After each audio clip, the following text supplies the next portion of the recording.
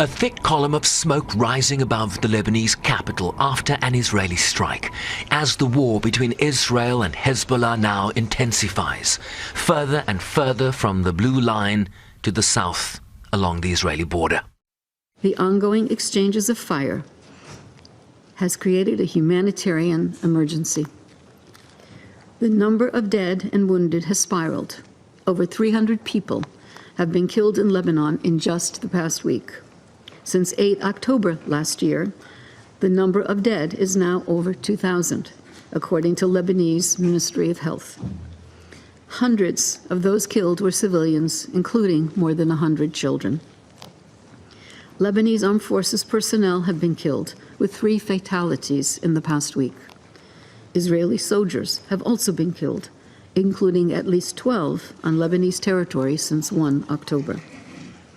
Over 600 people have been displaced in Lebanon, 250,000 people since last Wednesday. The vast majority are women and children.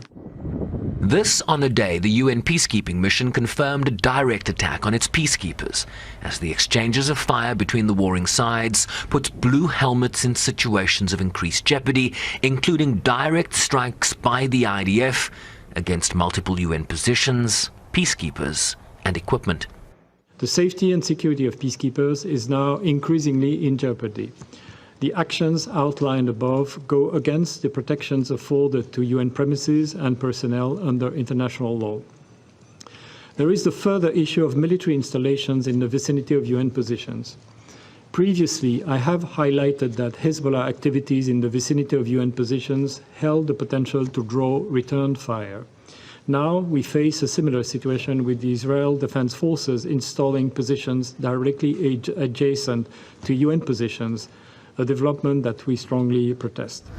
The Council also heard that UNIFIL operations had virtually come to a halt since September 23rd, with peacekeepers confined to their bases, impeding their freedom of movement and limiting the implementation of the Mission Security Council mandate. It should be remembered that the ultimate responsibility for ensuring the safety and security of our peacekeepers lies with the actors on the ground. We have strongly protested the latest developments to the Israeli authorities and underlined the responsibility of the IDF to respect the protected status of UNIFIL and its personnel, including the inviolability of United Nations premises, and to take all necessary measures to ensure their safety and security, including to avoid positioning their troops in proximity to UNIFIL peacekeepers and premises. And finally, that this presence compromises the impartiality of UNIFIL and puts UNIFIL personnel and premises at risk of being impacted by any potential exchange of fire. In the 8 days since as USG Daikalo lamented the inability of the Council to stem the violence. Our collective inability to stop the violence and stem the bloodshed is damning. Hezbollah and other non-state armed groups must stop firing rockets and missiles into Israel. We urge Israel to stop its bombardment of Lebanon and to withdraw its ground forces. The parties should seize the diplomatic options put on the table before them, not the weapons by their side.